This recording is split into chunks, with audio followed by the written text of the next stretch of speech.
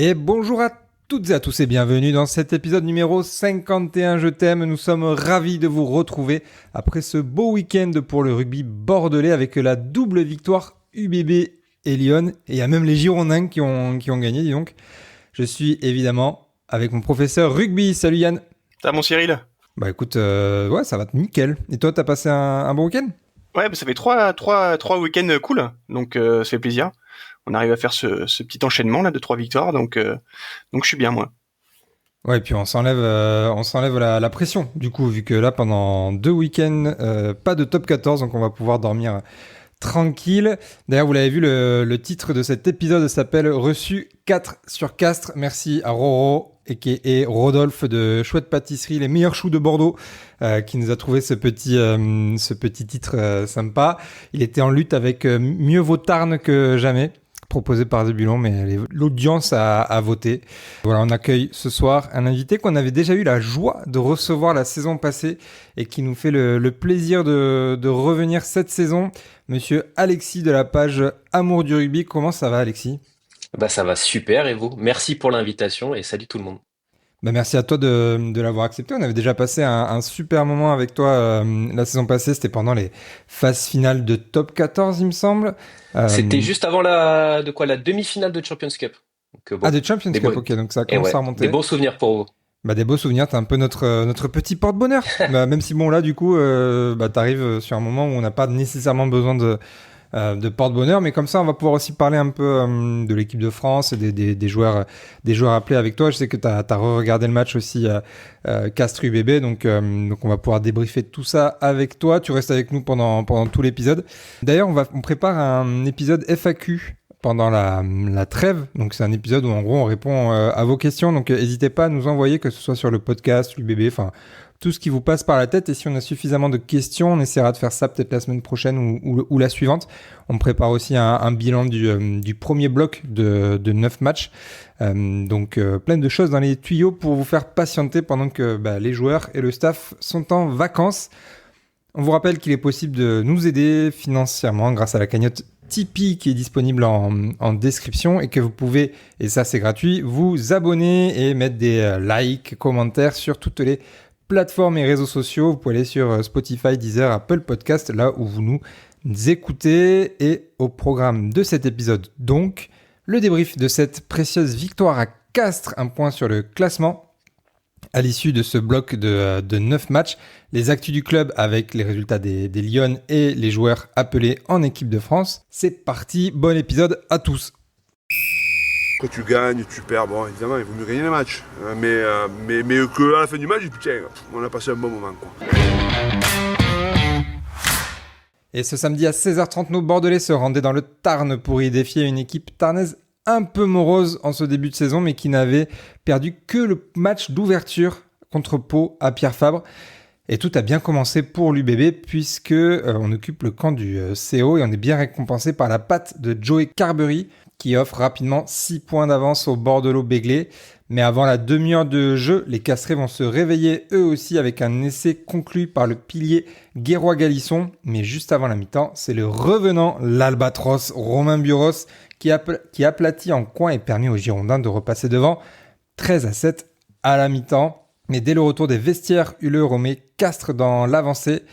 Mais il est imité de suite après par Marco Gazzotti avant qu'Arata finisse par donner l'avantage cette fois-ci au Tarnais. Score 19-18 pour les Castrés à l'heure de jeu. Et finalement, c'est notre première ligne qui va venir récompenser le bon travail de l'ensemble de l'équipe avec d'abord Bentami Funa puis Conorsa pour donner 9 points d'avance aux Bordelais. Un dernier essai castré à la sirène pour réduire l'écart à 26-28. Deuxième victoire à l'extérieur de la saison qui fait beaucoup de bien. On passe tout de suite au point négatif. Oh mais qu'est-ce qu'il fait lui? Premier coup de pied franc, deuxième pénalité. Oh, il nous casse les couilles là. Et avant de commencer les points sur l'équipe de l'UBB, Yann, un petit point sur le match de Castres. Qu'est-ce que t'en as pensé, toi? Je suis un peu inquiet pour Castres. Tu vois, à l'extérieur, ça s'exporte très mal, où ils prennent pas mal de cartouches.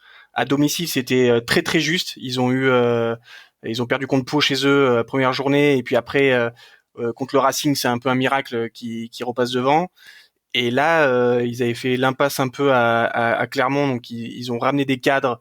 Je pense à Babillot, etc., qui sont revenus. Il y a même Poplin qui est revenu. Alors, il revenait même plus de blessures, mais en fait, ils ont pas vraiment existé. Ils ont fait quelques sursauts sur quelques actions, mais je pense qu'on on a un peu donné le bâton pour se faire battre. On va en parler plus tard, mais la Chistera de Pagerello, par exemple.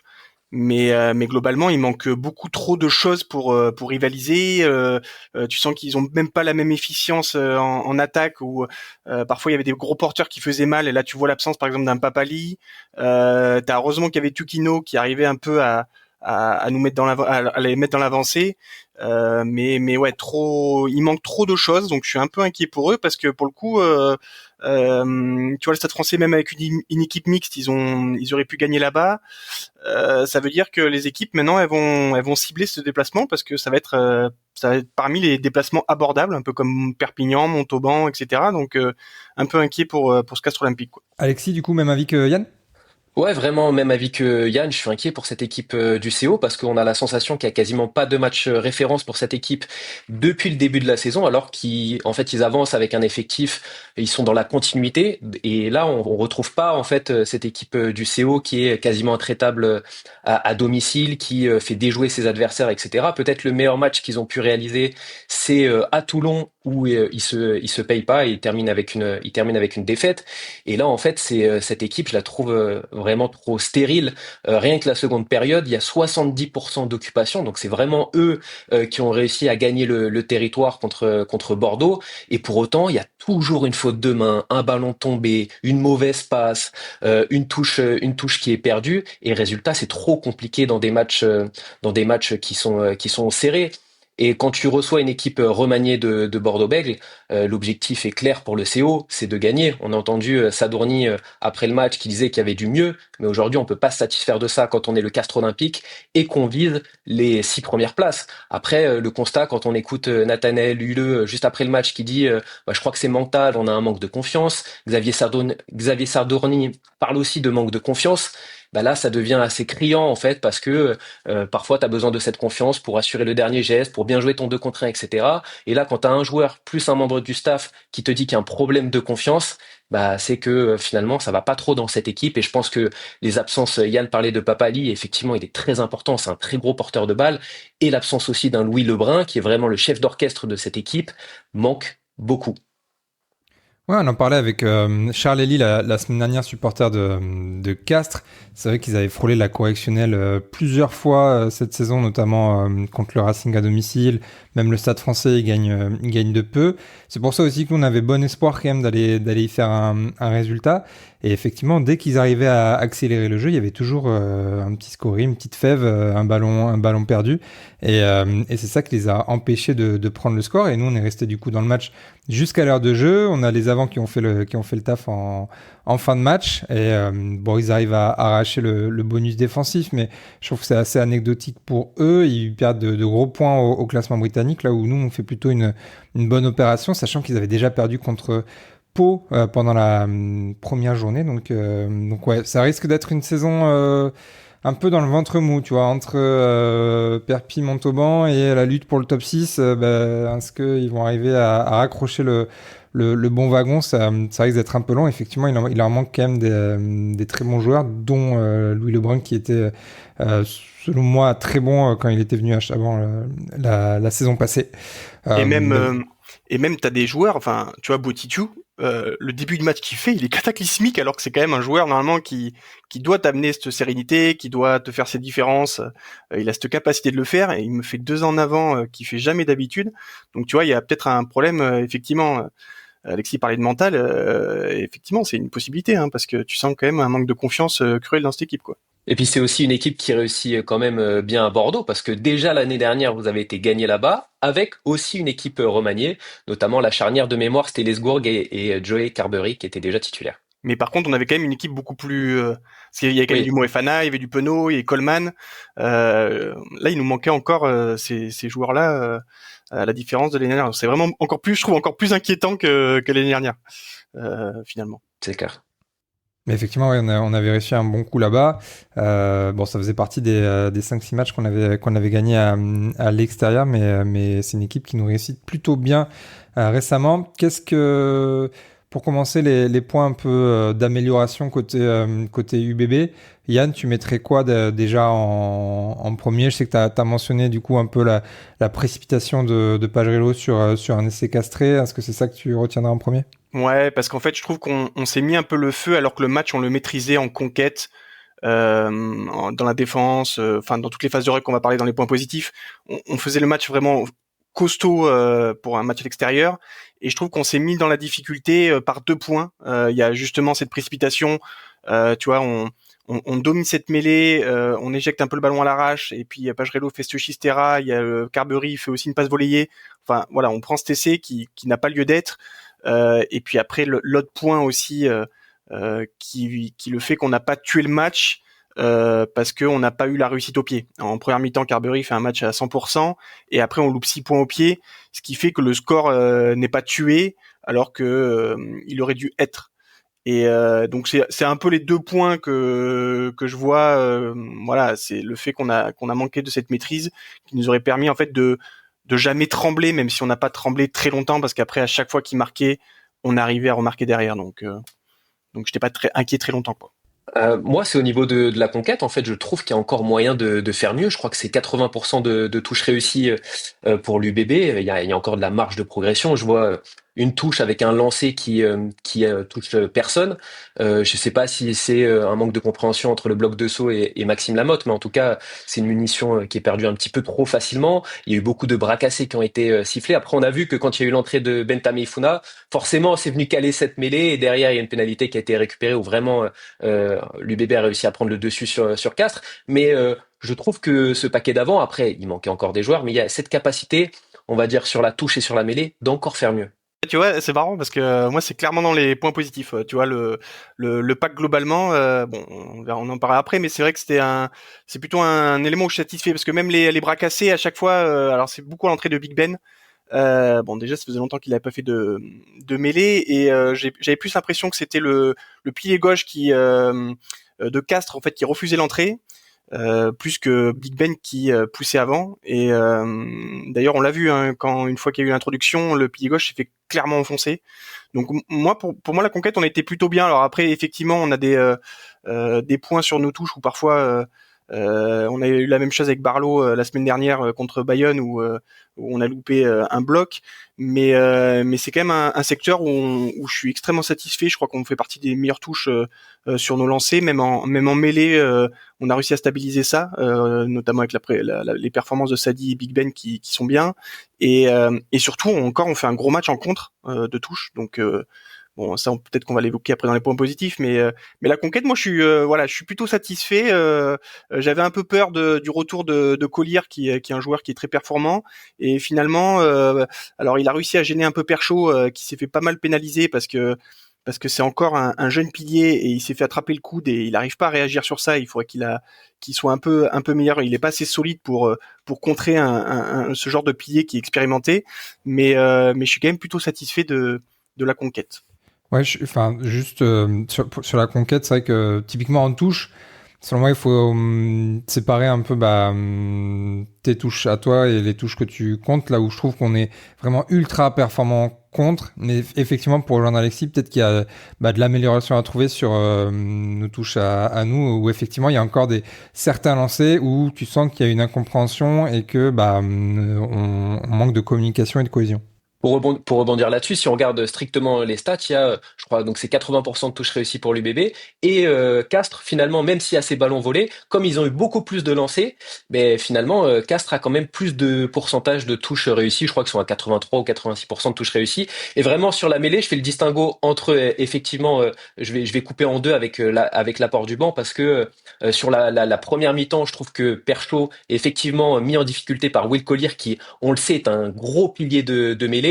Et après, quand tu fais rentrer Poirot, tu fais rentrer Bentame Ifuna, et que tu fais rentrer aussi Cyril Cazot derrière sur ton axe droit, forcément, ça vient changer la donne. Même s'il y a un bras cassé contre l'UBB, on sent quand même en fait, ils arrivent à reprendre le dessus et à dominer Castres avec l'apport du banc. Et pour revenir aussi sur le point du pied, c'est vrai que première mi-temps parfait, il réussit même la transformation sur l'essai de Romain Buros qui est inscrite en coin.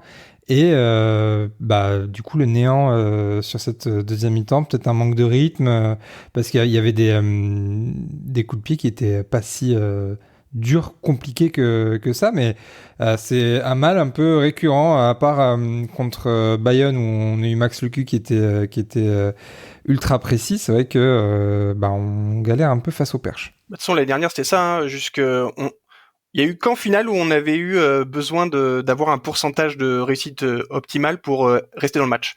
Sinon, on a toujours eu de la marge. Tous les matchs de phase finale, même la finale de Champions Cup, contre Toulon, c'était pareil. Enfin voilà, tous les matchs, on avait suffisamment de marge pour pas que ça dépende du pied.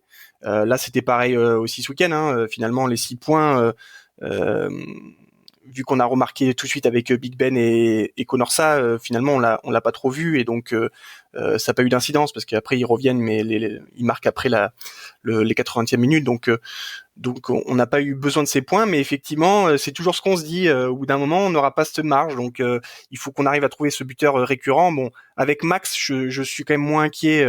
Je trouve qu'il a trouvé une certaine régularité et en plus, il est en pleine bourre et en pleine confiance. Je le sens un peu plus intouchable maintenant, surtout avec la finale qu'il a faite contre le Stade Toulousain, quoi. Oui, je pense que c'est lui qui va prendre le but, surtout avec les problèmes à la cuisse de Mathieu. Donc, ça risque de rouler sur du coup ces 2 derniers tiers de la saison.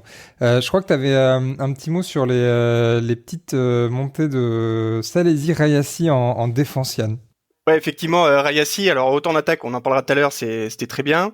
En défense, il a tendance à se faire complètement aspirer et à être attiré par le ballon. Alors c'est un peu la maladie des ailiers. Et à la différence de Penaud, c'est qu'il peut pas compenser avec la vitesse. C'est-à-dire qu'après, il se fait déborder.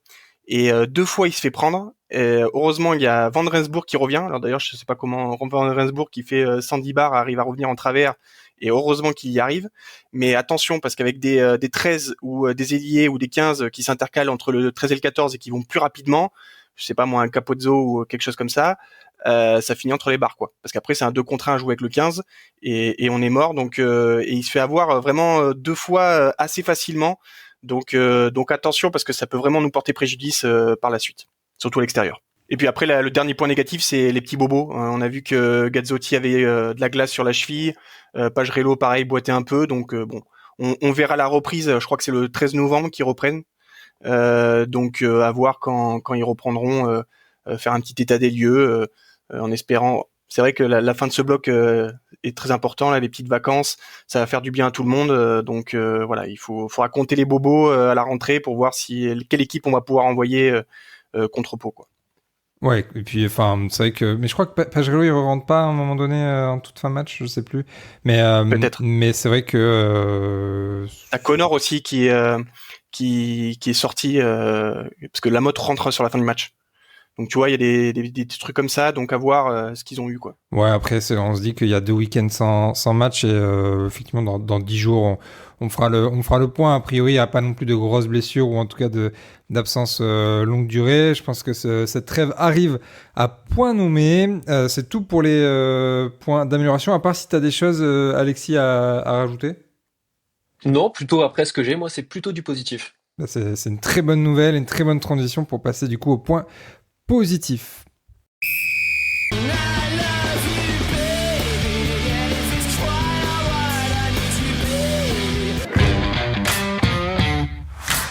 Bon, et du coup, je vais te redonner la parole, Alexis, si tu veux commencer avec un premier point positif. Bah, c'est la défense, parce qu'on parlait effectivement du territoire. La réalité, c'est que Bordeaux a dû beaucoup défendre dans ce match et ils l'ont fait très très bien. 91% de plaquage réussi et surtout dans le jeu au sol, 7 ballons grattés par l'UBB, alors que Castres n'a gratté qu'un seul ballon. Aujourd'hui, ça fait clairement la différence. Donc Bordeaux a dû défendre, a subi Ils l'ont très bien fait et en plus ils sont quasiment pas mis à la faute puisque il y a eu seulement 6 pénalités sifflées contre l'UBB. On voit un peu dans les dernières minutes du match que il y a plusieurs pénalités qui s'enchaînent, mais finalement l'UBB a réussi à contenir cette équipe de Castres sans se mettre à la faute, ce qui est aussi très important. Et derrière après la charnière je trouve a plutôt bien géré son match et a réussi à se dégager et à se libérer de la pression. Mais donc vraiment une défense intéressante. Après on parlera de l'impact de certains joueurs, mais je trouve que collectivement, ça s'est bien mis en place et ça a réussi à contenir les assauts de joueurs comme Staniforce, etc. Alors, c'était pas exubérant les lancements que le Castres a pu mettre en place, hein. C'était assez lisible, mais il fallait répondre sur le frontal. Et là-dessus, je trouve que Bordeaux l'a très bien fait. Il y avait un pack qui a été pas mal remis en question. On s'interrogeait un petit peu depuis le début de la saison, notamment à l'extérieur. Et je trouve que là, ça a répondu de la plus belle des manières.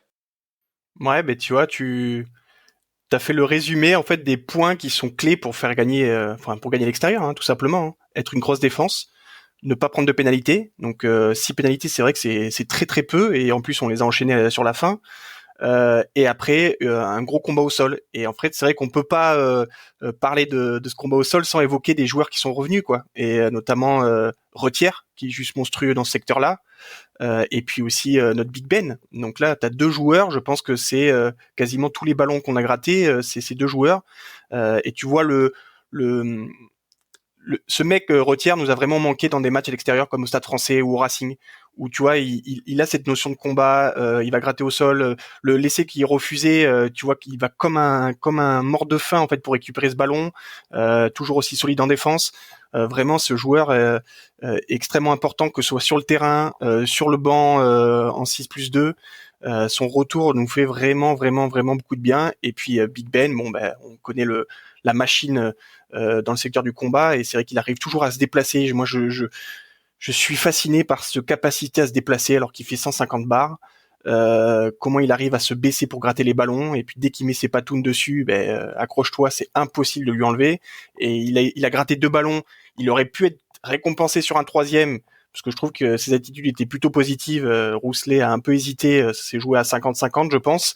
Ouais, c'est ce jeu au sol, c'était un peu notre force. On avait ces rucks offensifs où on a encore été très bon contre Castres, mais c'est vrai que notre force a été beaucoup ces grattages avec plusieurs joueurs qui peuvent gratter des ballons. Lamotte peut le faire, Gazzotti peut le faire, et après on a ces vrais spécialistes qui sont Big Ben et Retière, et qui nous font énormément de bien en fait. Ouais, je pense que vous avez tout dit, et c'est vrai que ces retours font beaucoup de bien, mais dans l'ensemble, c'est le pack qui se comporte mieux. Alors je sais pas si c'est lié à du mental ou à la préparation physique qui commence à être intégrée parce que les joueurs commencent à être dans le rythme aussi. Il faut savoir qu'on a quand même une préparation qui a été tronquée avec des joueurs importants comme Big Ben, comme Coleman, en tout cas devant, qui manquent. Duprez est toujours pas arrivé, Swinton est toujours pas revenu. Donc il manque quand même des joueurs, mais on sent que ce pack-là, un peu comme la saison passée où il avait été longtemps décrié, il commence à se mettre en ordre de marche, et une fois qu'il atteint son plein potentiel, il est quand même très, très embêtant, notamment sur le jeu au sol. Donc là-dessus, je vous rejoins, c'est une défense qui est déjà imperméable et qui en plus va gagner des ballons avec des grattages, donc là-dessus très très très très performant. Tu mentionnais du coup 2 joueurs qui sont revenus. Je mentionnerai un autre joueur qui revenait pour ce match-là, c'est le retour de Romain Buros, qui fait beaucoup de bien dans le jeu aérien et le jeu au pied. Ouais, lui il rassure, il contrôle le fond de terrain, en plus il marque son essai. Ouais, c'est vraiment un patron. En plus, Romain, ça fait partie des joueurs qui parfois ont du mal, d'ailleurs comme Big Ben. Les matchs de reprise, ils mettent un peu de temps avant de retrouver vraiment leur gros niveau. Et là, je l'ai trouvé super à l'aise. Donc, je pense que dans sa blessure, il a dû prendre beaucoup de temps avant de revenir. Et je pense qu'il a dû, tu vois, il a pas dû se précipiter. Il a dû vraiment retravailler collectivement, et etc. Même Big Ben, tu vois, l'année dernière, il avait mis 3 mois avant de redevenir performant.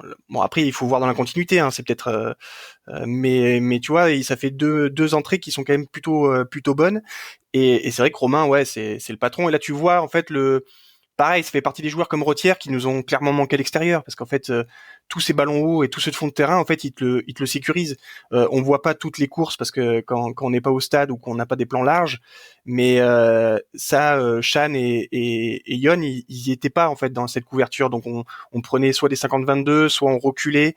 Lui, il a vraiment un placement, il maîtrise parfaitement ce poste, ce qui est normal parce qu'il a 28 ans et les deux autres ont 19 ans, 20 ans, donc c'est logique, mais lui, voilà, lui, il va vraiment nous faire du bien. On espère, on prie pour que ces blessures le laissent tranquille, parce que voilà, on aura de toute façon besoin de lui pour faire des grosses performances cette année.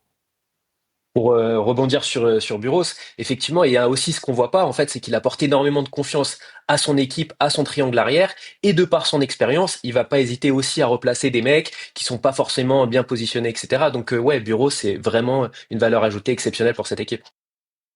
Bah, tu vois, il est sur le terrain, le papa qu'il est devenu dans la vie, donc on est très content pour lui. Alexis, tiens, un autre point positif, est-ce que t'en as encore? J'espère que oui.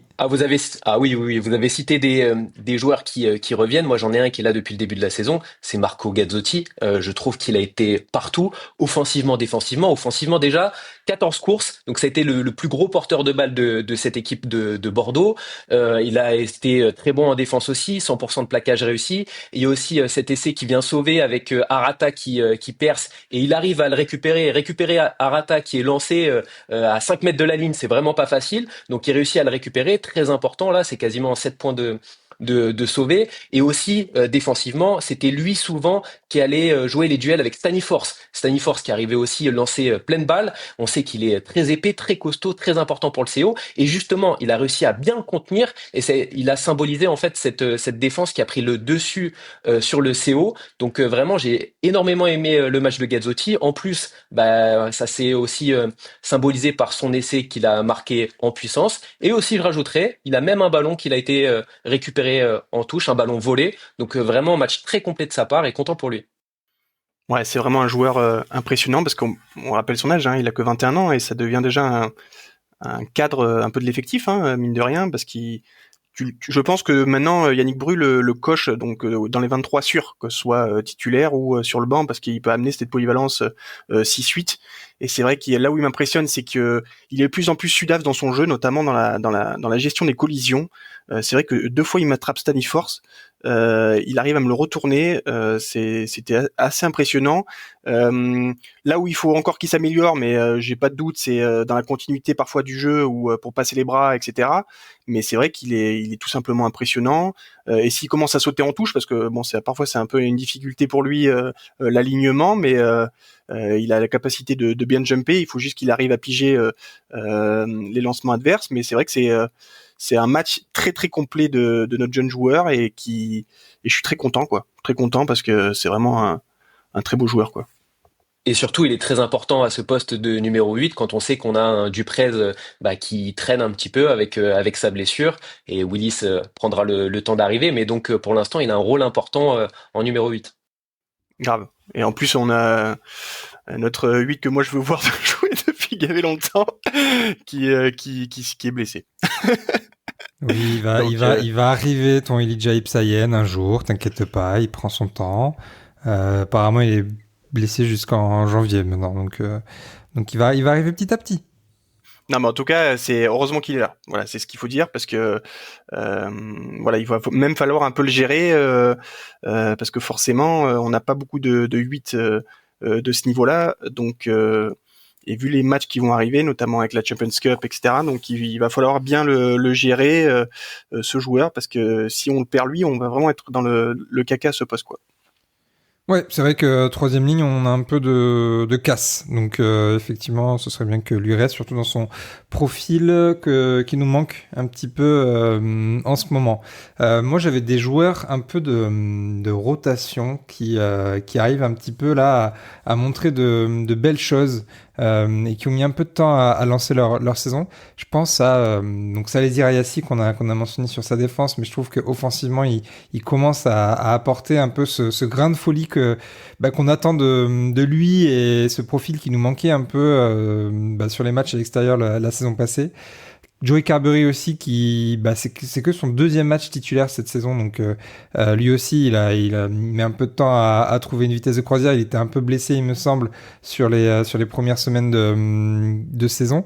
Et aussi Juan Janse van Rensburg qui a galéré un petit peu et qui là commence aussi à nous faire gagner pas mal de mètres. Ouais, bon, si je commence moi par Ayassi, c'est vrai que c'est vraiment ce que j'attends de lui.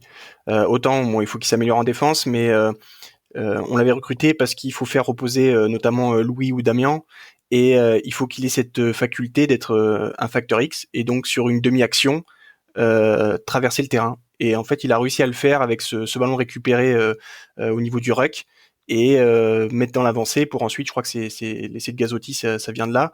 Donc voilà, c'est ce qu'on attend de Rayassi, c'est-à-dire une étincelle sur où il y a pas de décalage, il y a pas d'action. Voilà, c'est tout seul, il faut qu'il fasse le truc, comme avait fait Louis l'année dernière à Pau à l'extérieur, comme Penaud peut le faire. Voilà, ce genre de joueur.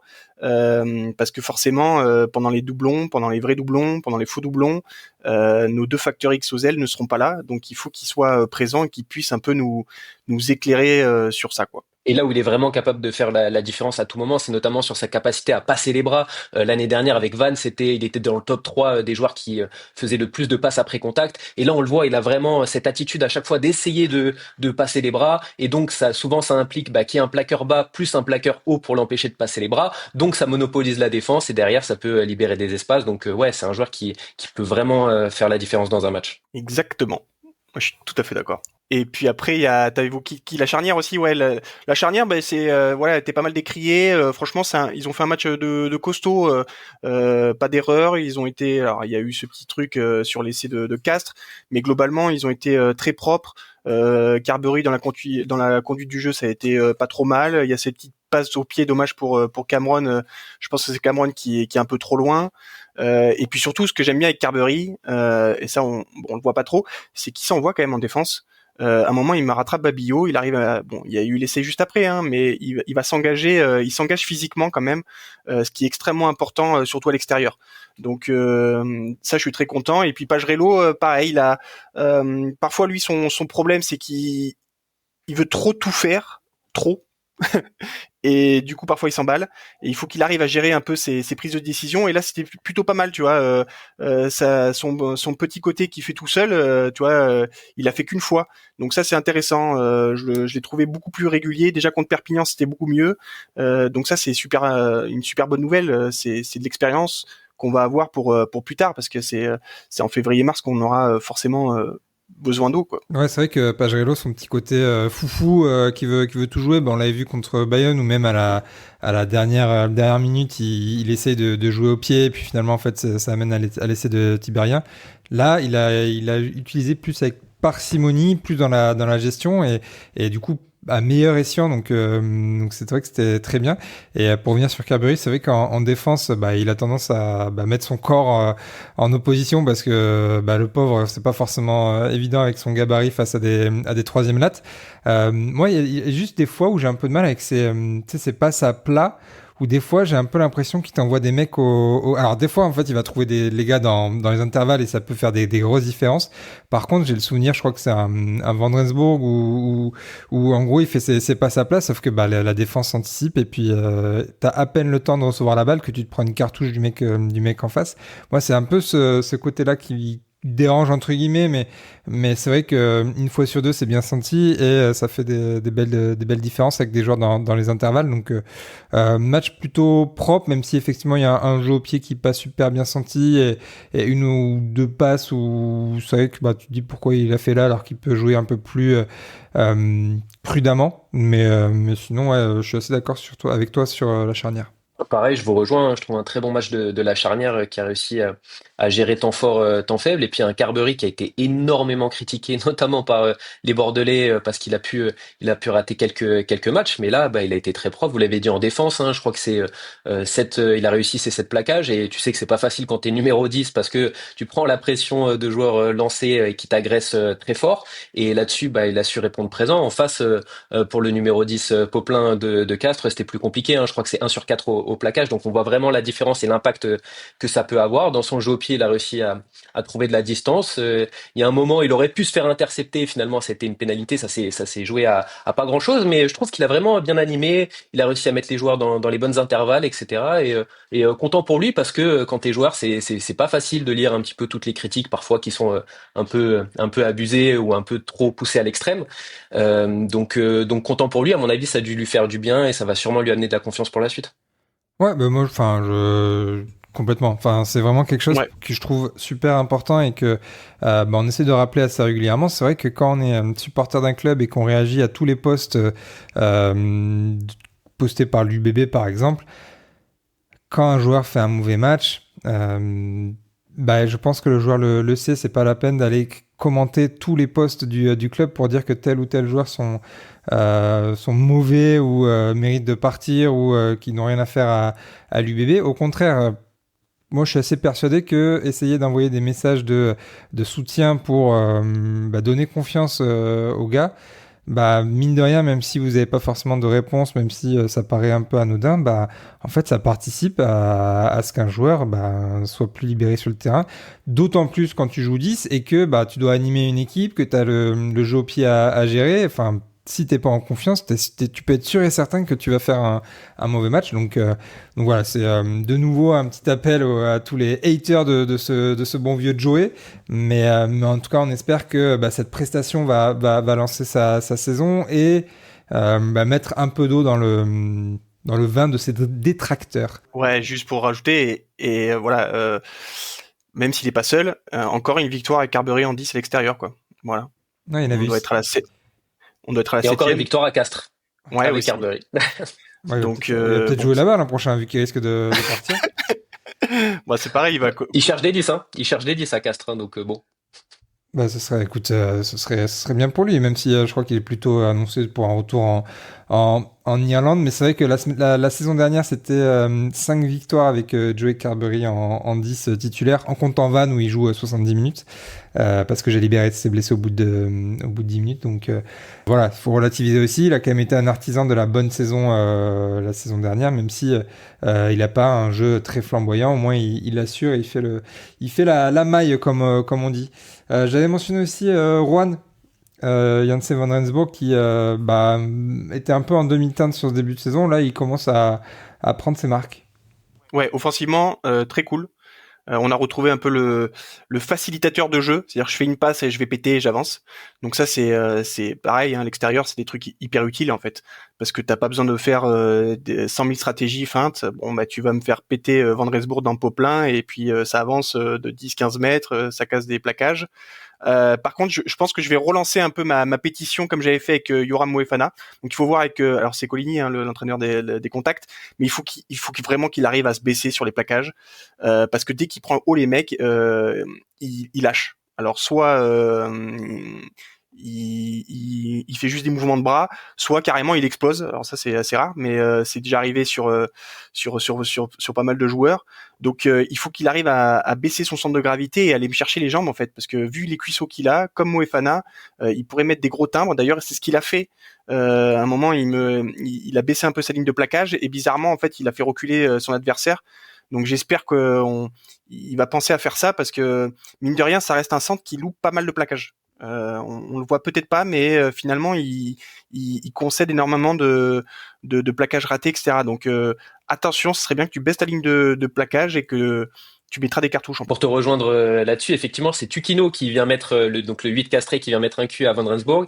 Et il y a cette situation-là. Il y a aussi une situation où en fait il se fait percer alors que bon il y a la place, un petit problème de lecture. Mais par contre, c'est vrai, qu'est-ce qu'il est important pour prendre l'axe du terrain, pour te mettre dans l'avancée sur des systèmes assez simple. C'est tellement précieux pour pouvoir jouer derrière lui. Et aussi quelque chose de très intéressant avec lui, c'est sa capacité à pourrir les sorties de balles, à aller parfois gratter des ballons un petit peu comme un avant. Donc c'est vrai que il est très intéressant pour tous ces points. Novembre 2024, c'était Bestois Yoram. Novembre 2025, c'est Bestois Rohan. Bon, c'est pas très loin, mais peut-être qu'il t'écoutera comme Yoram a pu le faire la saison passée. On espère. Bon, après, lui, il prend pas de. L'avantage, c'est que Yoram, le problème, c'est qu'il prenait des cartons jaunes et rouges à faire ses plaquages au niveau de la gorge. Lui, il fait pas, il loupe juste les plaquages. Bon, c'est chiant, mais au moins, il prend pas de rouge. Et par contre, je pense qu'il pourrait être vraiment fort s'il attaque aux jambes. Tu vois, son retour quand Rayassi se fait aspirer, son plaquage, il est parfait. Tu vois, bon, ça arrête la course. Pareil, à un moment, il y avait un mec qui arrivait lancer, il a réussi à se mettre aux jambes, il a réussi à le retourner. Voilà, il faut qu'il arrive à baisser cette ligne de plaquage parce que je pense qu'il pourrait faire des dégâts vu son centre de gravité. Voilà, donc si Aurélien Colony nous écoute, atelier spécifique le 14 novembre pour Roanne. Est-ce que vous avez d'autres points positifs avant qu'on passe au point classement? Moi, j'ai du positif, mais chez les Castrets, il y en a pas beaucoup. Mais en tout cas, il y a quand même deux joueurs que j'ai envie de mettre en avant. Déjà, c'est Goudiou, c'est un joueur dont on parle pas énormément, donc le centre néo-zélandais de Castres, le numéro 12, qui est vraiment précieux parce que c'est un régulateur. Alors, c'est pas quelqu'un qui va te traverser le terrain, etc., qui va te mettre 3 culs sur une action. Mais par contre, déjà, il est très précieux en défense. C'est encore lui qui termine meilleur plaqueur du match, alors qu'il est centre. C'est pas un troisième ligne. Donc souvent c'est les troisième lignes qui terminent avec le plus de plaquages. Donc lui c'est le plus gros plaqueur du match. En plus il a réussi tous ses plaquages, 18 sur 18. Et je trouve qu'il a encore bien lu les situations, il a fait la passe au beau moment, il a attaqué les bonnes intervalles. Et puis un Théo Chabouni qui a été qui fait partie du groupe de l'équipe de France. Je trouve qu'il a été à la hauteur dans ce match-là parce que ça a été un des seuls castrés à apporter du danger, même si tout n'a pas été parfait. Je pense à une touche, un ballon qui termine en ballon mort, je crois. Mais pareil, il a été aussi précieux en défense. Il a réussi tous ses plaquages, alors que c'est très dur quand t'es le dernier maillon, que t'es arrière, c'est compliqué. Donc vraiment, voilà, je voulais mettre en avant Goudieu et Chabouni, qui étaient un petit peu voilà les points positifs de cette équipe de Castres. Ouais, effectivement, je suis plutôt d'accord avec toi. C'est un peu les deux qui ont un peu surnagé. Après, il y a il y a le 8 qui a quand même marqué les esprits avec cette percussion, mais c'était trop peu par rapport à ce que peut faire un rendement comme Papali. Donc les deux que t'as cités, je pense que tu as entièrement raison. Et puis après, moi j'ai j'ai un point quand même. C'est le bloc. Finalement, ce bloc de 3 matchs où nous on avait estimé que ce serait top réussi à 12 points et que le minimum c'était 10 points, et ben ils ont réussi à faire 13 points. Donc Ce que je te propose, Yann, c'est que ça, on en parle pendant le point classement. Ok. Et que là, on se concentre sur le match. Est-ce que tu as des points sur le match là en lui-même ou... Non, je pense que il y avait juste ça. Pour le coup. Mais dans ce cas-là, on fait le point classement et je te redonne la parole de suite après. Mais vas-y. Allez, c'est parti pour le point classement. Tu finis 7ème, 8ème, 9ème, 10ème, tous les ans. Tous les ans.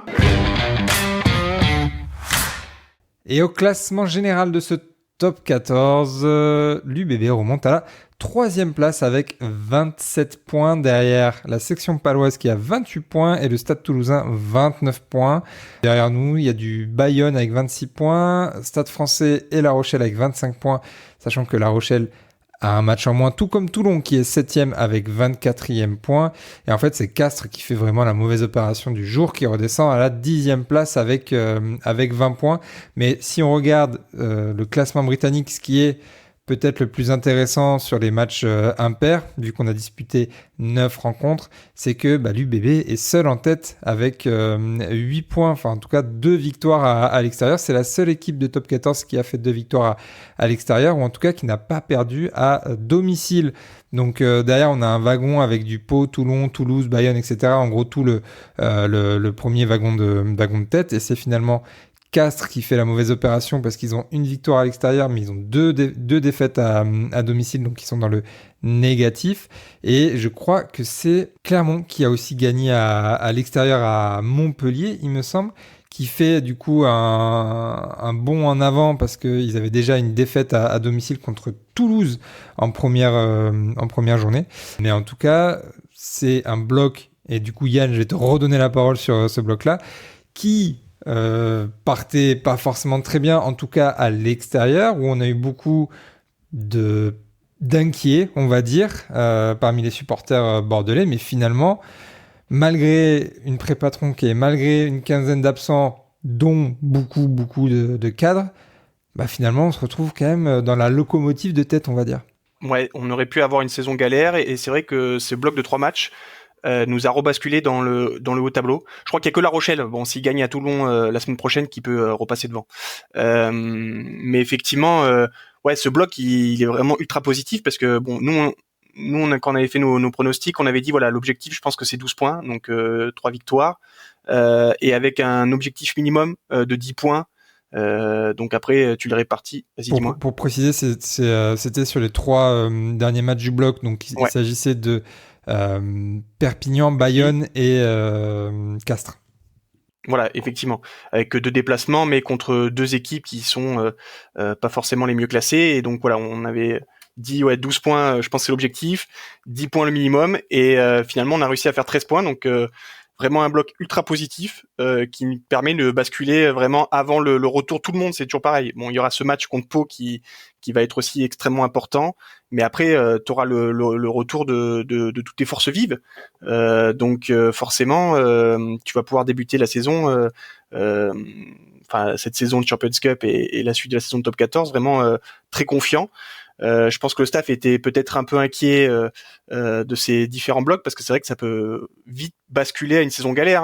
Autant Perpignan, on était assez confiant, mais Castres, c'est rare. Enfin, c'est pas un stade où tu gagnes si facilement que ça. Et puis t'avais Bayonne qui était en grosse confiance et qui venait avec une équipe qui était intéressante, même s'il y avait quelques absents, notamment Second, on en avait parlé.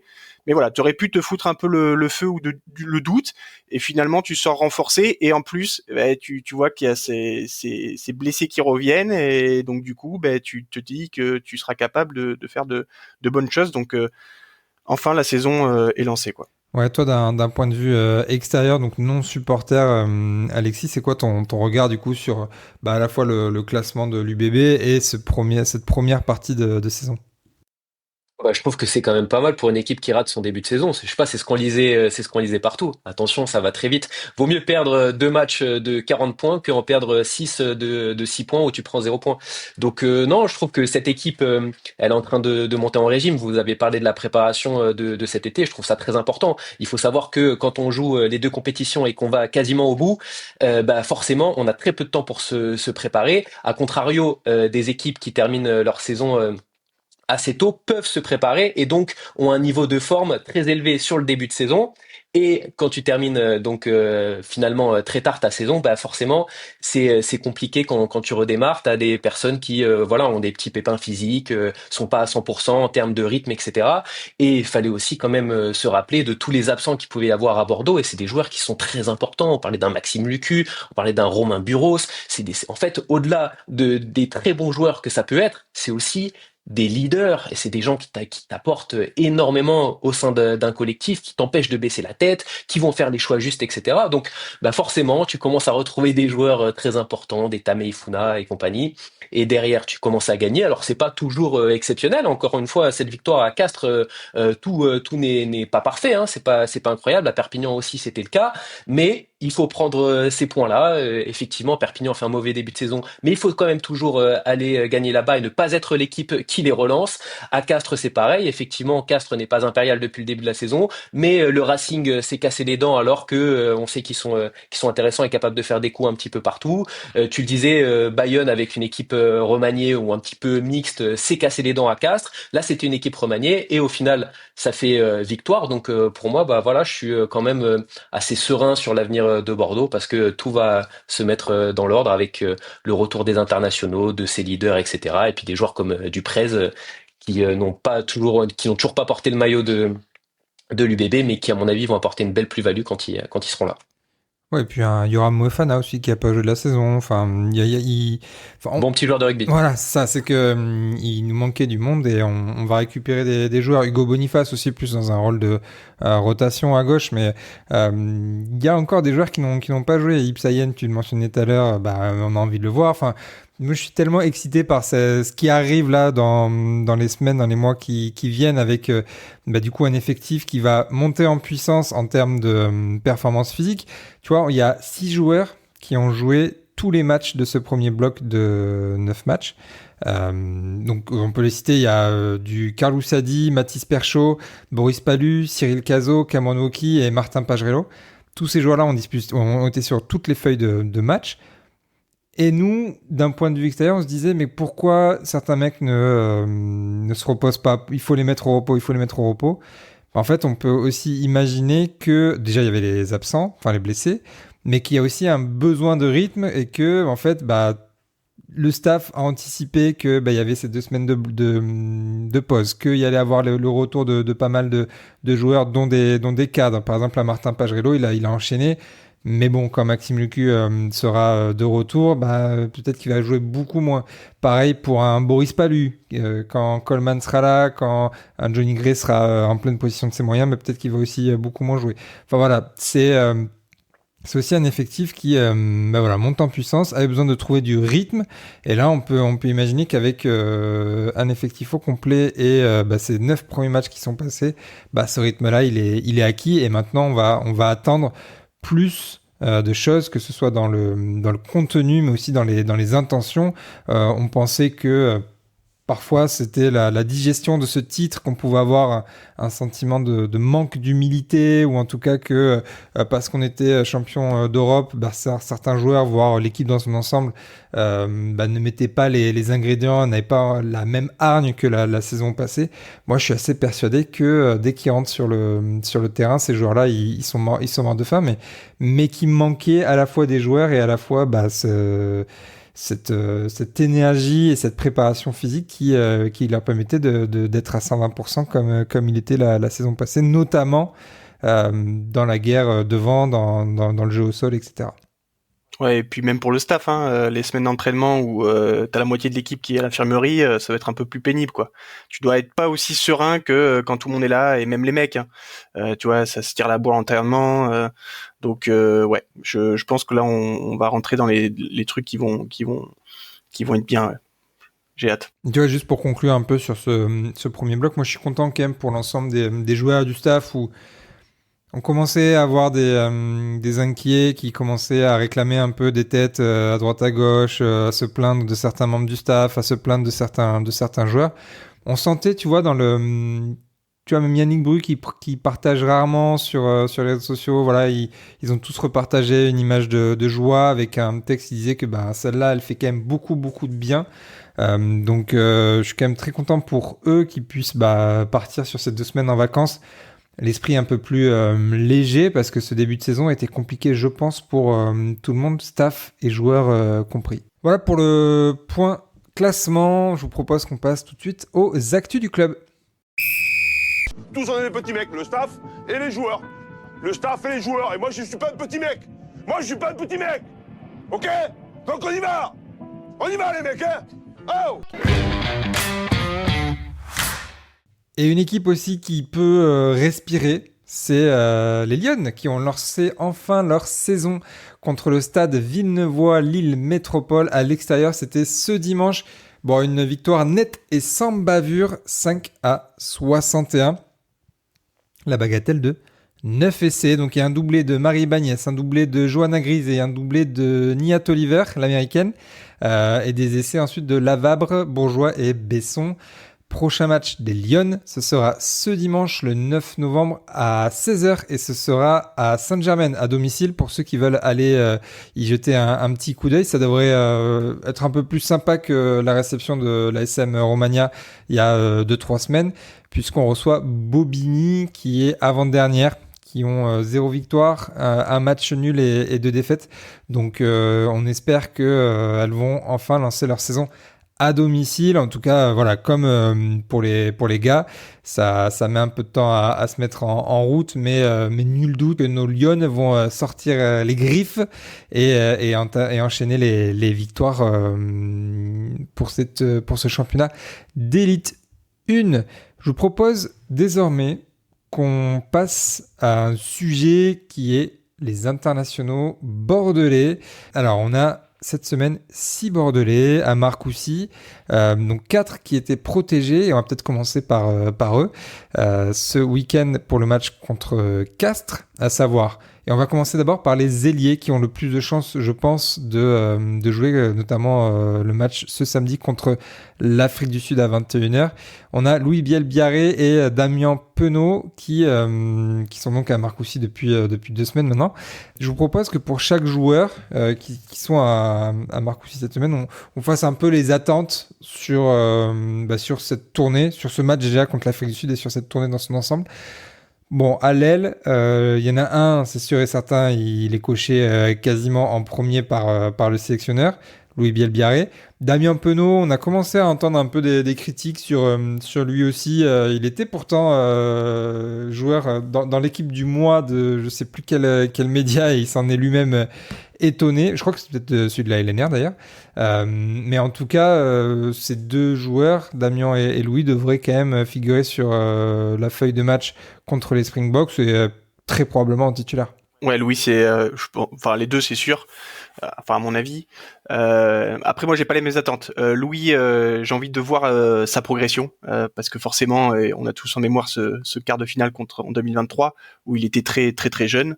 Il est encore jeune, hein, mais il a tellement évolué que c'est devenu un autre joueur. Et surtout pour qu'il aille se chercher ce petit titre de meilleur joueur du monde, moi j'y crois.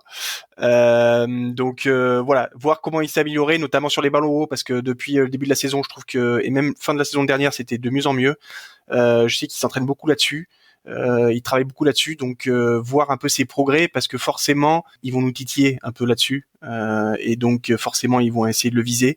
Donc j'attends beaucoup de lui. Et après pour Damien, j'attends juste qu'il lance définitivement sa saison. Donc voilà, qu'il nous refasse du Damien. Avec ses travers de 200 mètres, où il élimine 15 défenseurs et il avance de 1 mètre. Et voilà, j'ai envie de revoir notre Damien qui fait ses exploits, quoi. Pour rebondir là-dessus, je pense qu'il y a aujourd'hui effectivement un Louis Biel-Biarré qui est clairement indiscutable dans cette équipe, mais j'ai plus la sensation que ça soit le cas pour Damien Penaud. On a vu qu'il a été challengé l'année dernière, qu'il est sorti de l'équipe après le match contre l'Angleterre. Forcément, il a été piqué, c'est un grand joueur et il a su se relever de tout ça, mais c'est des signes qui montrent qu'aujourd'hui, il est plus indiscutable dans cette équipe.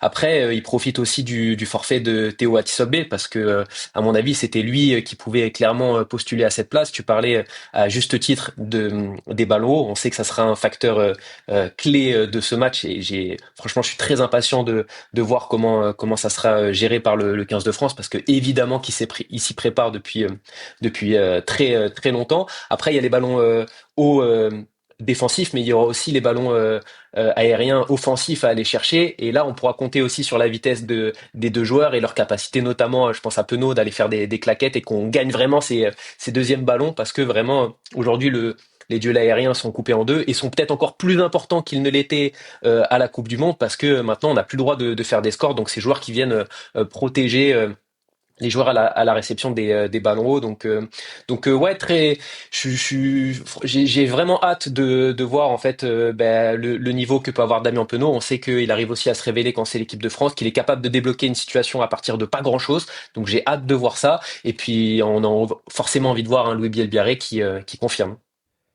Ouais, c'est vrai, tu vois, on parlait de l'équipe de l'UBB dans son ensemble. Peut-être que lui aussi, il arrive à un niveau de rythme suffisant. En tout cas, on va avoir un début de réponse, c'est vrai, ce samedi, et potentiellement contre les Fidji à Bordeaux le week-end suivant.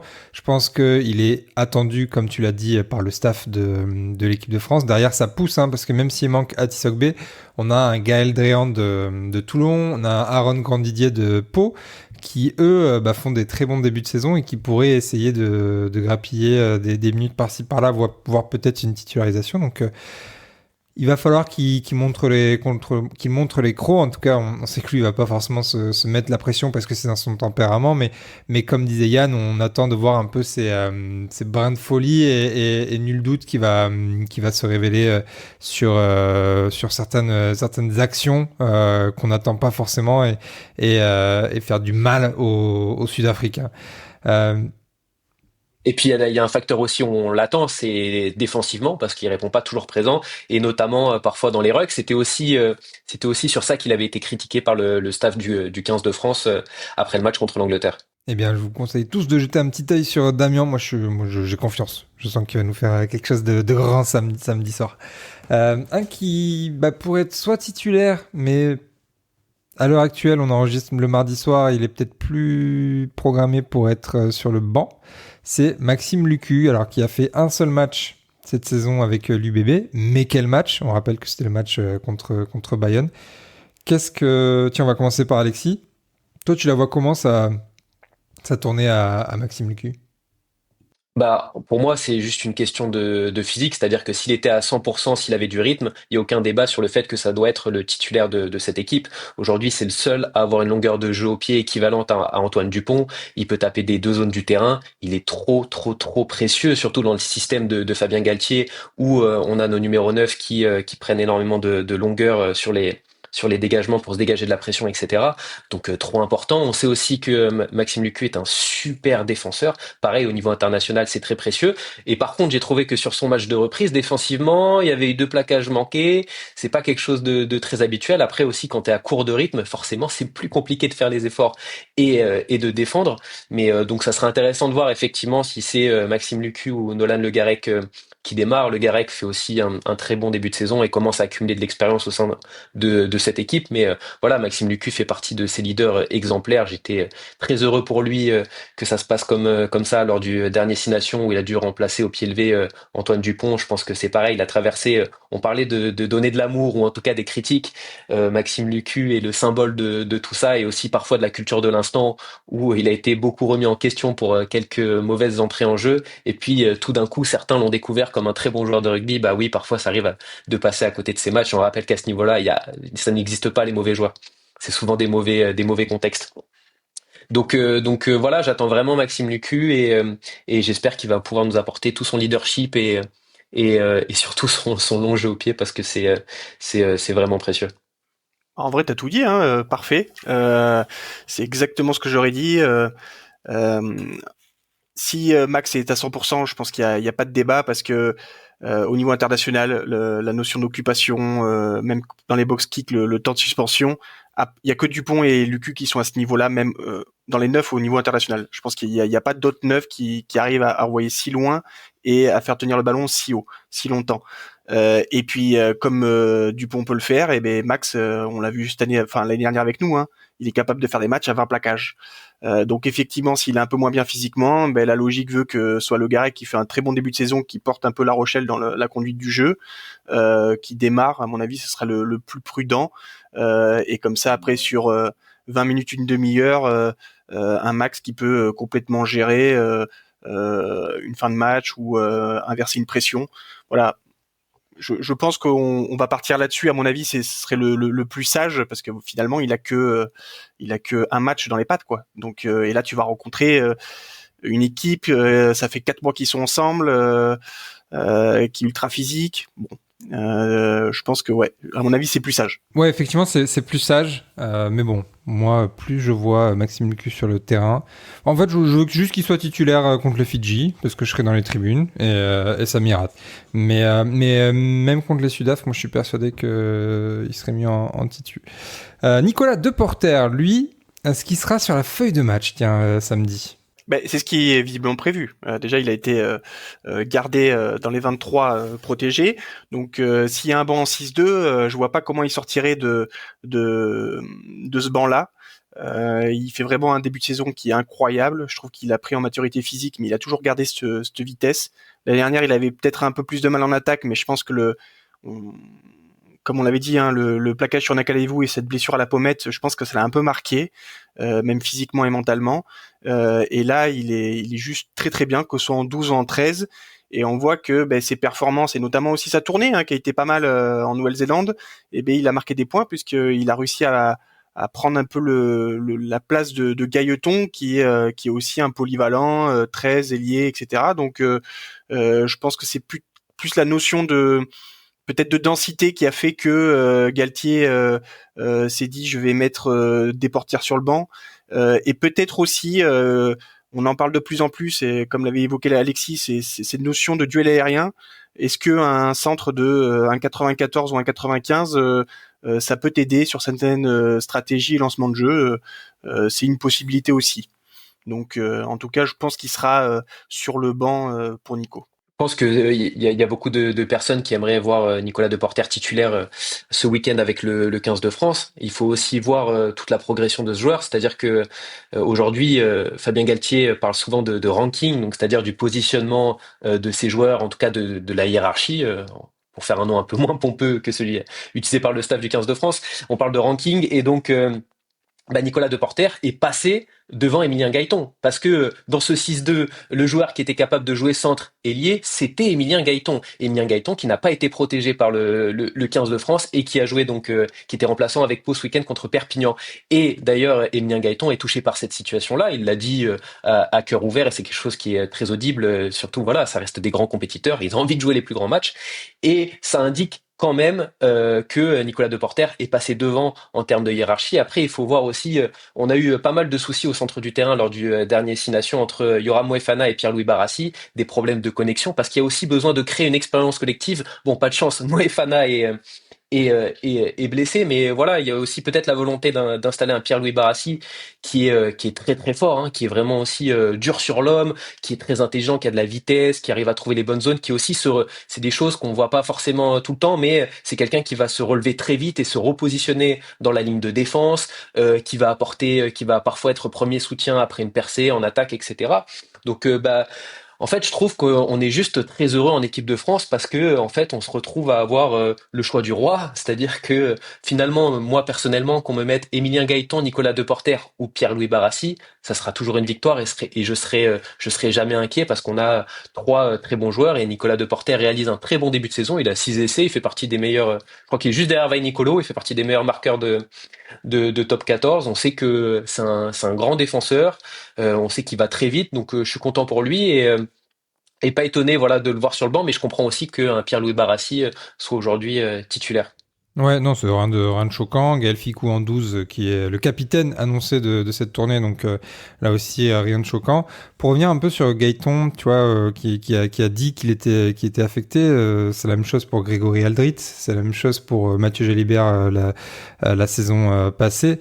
C'est vrai que l'équipe de France, il y a un nombre de places qui est très limité et que la concurrence est féroce et que certains joueurs qui étaient cadre ou en tout cas installé en équipe de France, parfois sur une tournée ou sur certains matchs, ils peuvent être éjectés des 23 ou des protégés. C'est vrai que c'est dur pour eux.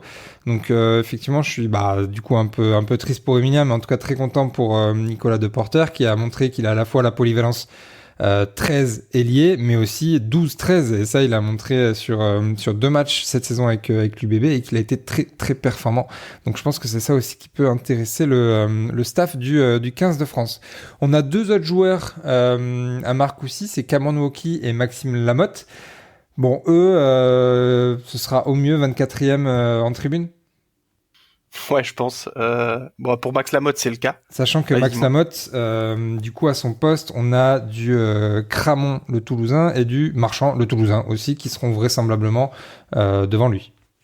Ouais, je pense que c'est ça. Et puis, Max sera sûrement en tribune avec les plus 5, je crois, qui sont en tribune. Voilà, je pense que moi il aurait dû être tant mieux pour nous, hein, mais à mon avis il aurait dû être là dès la première semaine à la place de Massa, vu son début de saison. Même si Galtier aime bien faire découvrir Marcoussis à des jeunes, je pense à Bertrand aussi qui est venu. Donc voilà. Je pense que c'est plutôt normal. Cramon fait un excellent début de saison, donc ça se jouait un peu entre les deux. Je trouve que c'est les deux talons qui m'ont marqué en ce début de saison.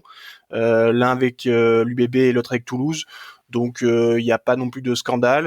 Et puis c'est bien, ce poste de numéro 3, je pense que voilà, il commence vraiment à devenir un vrai talon régulier, ce qui était une de ses problématiques, où parfois tu as l'impression qu'il choisissait ses matchs. Alors je pense pas que c'est le cas, hein, mais il avait ces petits problèmes de constance.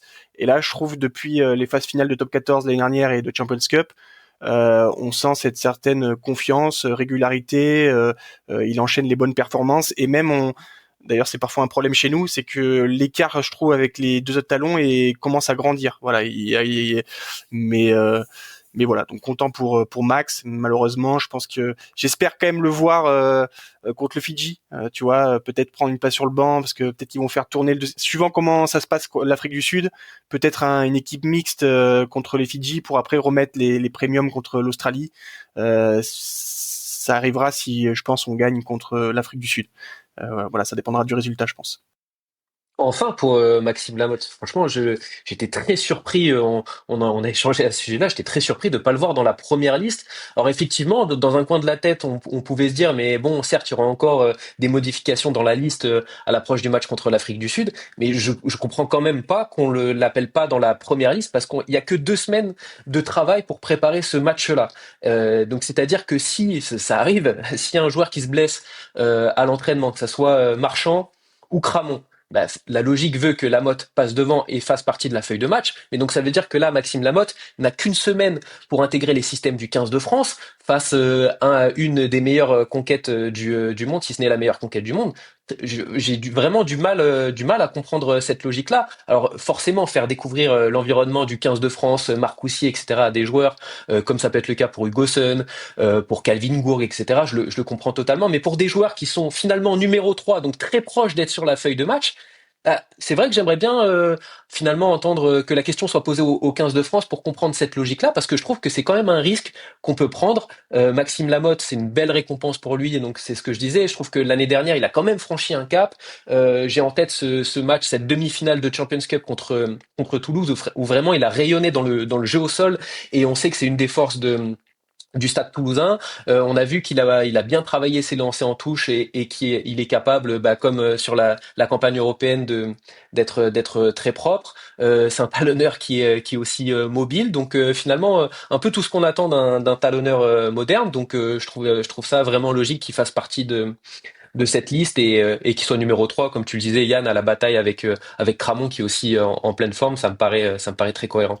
C'est un talonneur qui met des triplés en demi-finale de top 14, s'il vous plaît. Donc, c'est pas n'importe qui. En plus, il ouvre des boutiques de Madeleine en plein centre de Bordeaux. Donc, non, effectivement, j'aimerais bien le voir aussi. Pareil sur cette tournée. Cameron Wauquiez, lui, un petit peu moins de chance quand même. Il y a quand même du monde sur cette 3e ligne. Même s'il peut jouer 4, là aussi, il y a du monde. Donc, bon, il a un profil qui est intéressant, mais ça risque d'être short. Ouais, il part de très loin. Après, voilà, ce qui est bien, c'est ce qui est encourageant, je pense, pour lui, c'est qu'il commençait à perdre l'équipe de France. Et je trouve que son bon début de saison, notamment sa faculté en touche, il nous a vraiment apporté de la stabilité. Son physique est mieux.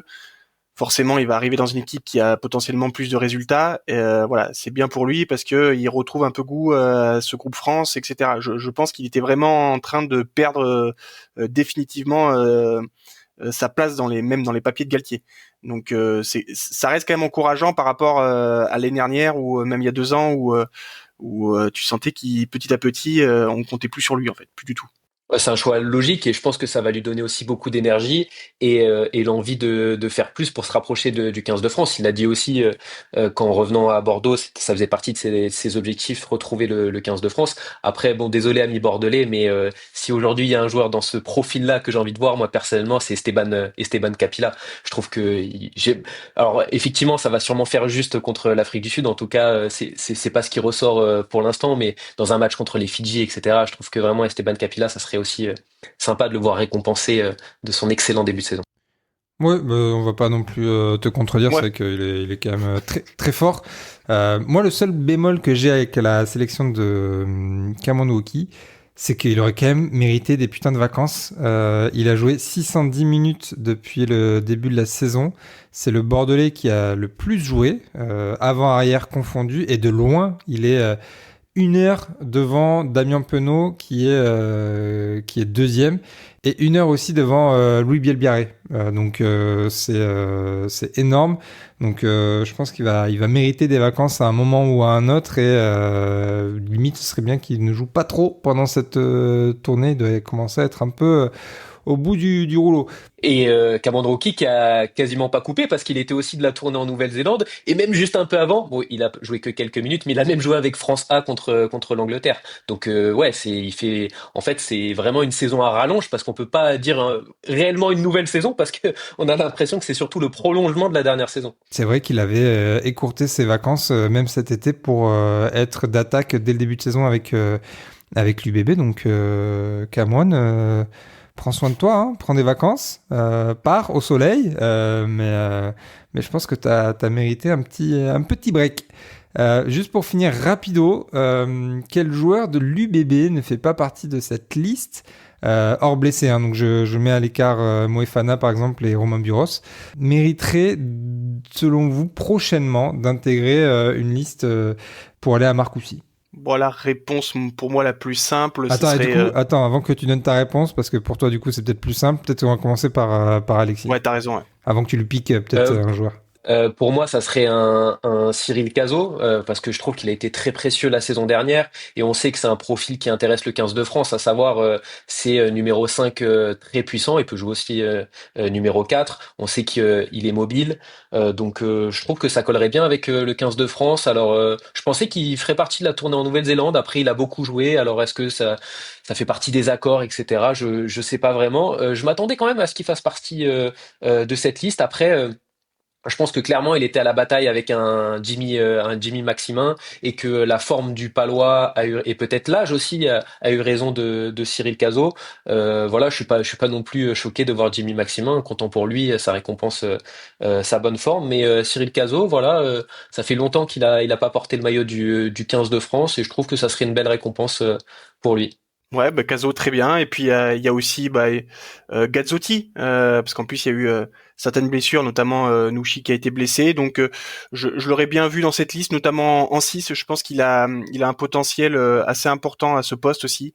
Gros ferrailleur, qui arrive à répéter les tâches et qui a cette faculté de pouvoir porter le ballon.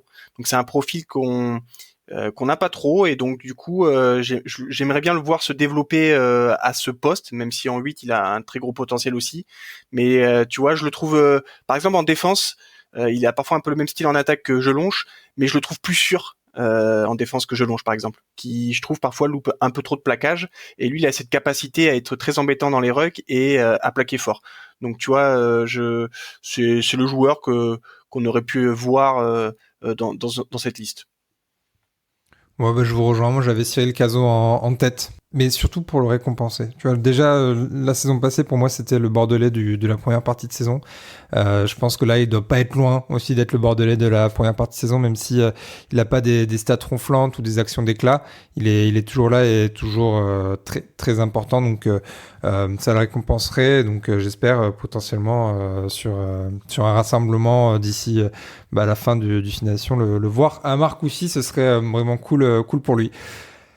Voilà pour cet épisode qui au final durait 1h15, 1h20, donc on a bien papoté. Alexis, un immense merci d'avoir accepté notre invitation et d'être revenu chez les UBBistes, c'était très cool de t'avoir.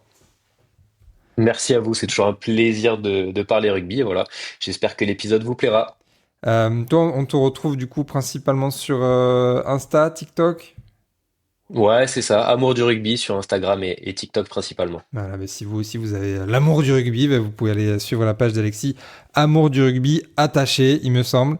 Donc allez-y, franchement c'est plein de vidéos, analyses, parfois même ça parle de l'UBB, et c'est très cool. Mais en tout cas c'est toujours très intéressant. On vous encourage vivement à aller voir la page d'Alexis qui fait du super contenu. Il a fait une super vidéo sur le mercato cet été où j'ai pu passer une tête. Enfin vraiment c'est vraiment du contenu, et Alexis est très cool, donc on vous invite vivement à aller voir. Yann, on te retrouve où toi? C'est plutôt sur Twitter.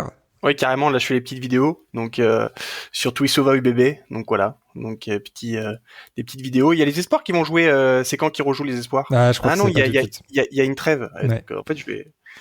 Qu'est-ce que tu vas faire? Qu'est-ce que tu vas devenir? Qu'est-ce que je vais faire de mes week-ends? Quand tu dis que tu fais des petites vidéos, là par exemple, tu as sorti un best-of des touches de Cameron Wauquiez. Oui, Donc, si vous voulez voir des contres en touche, si vous voulez voir une pieuvre qui attrape tous les ballons, ou un poulpe comme tu dis, ça se passe sur le Twitter de Yann. Tu as aussi un best-of de 2 porters qui est sorti. Enfin, il y a du boulot, hein, ça charbonne. Ouais, voilà, je fais des petites vidéos, donc là peut-être que on verra. Après, je peux pas trop faire sur l'équipe de France parce que après ils bloquent les comptes. Ils sont un peu plus tendus là. Et voilà, il y a des petits soucis d'utilisation d'image déjà que pour le top 14 donc on va pas non plus trop jouer avec ça, parce que c'est quand même des comptes qui sont importants pour nous, hein, vu qu'on les utilise un peu tous les jours pour papoter avec vous autres passionnés qui nous écoutent chez les UBBistes. On vous souhaite tous une très bonne semaine relaxante. Il y a juste à attendre le match de 21h sans pression, en espérant que nos Bordelais dont on a parlé brillent. Merci Alexis, merci Yann. Salut à tous. Ciao tout le Merci, monde. salut tout le monde. Ciao tout le monde.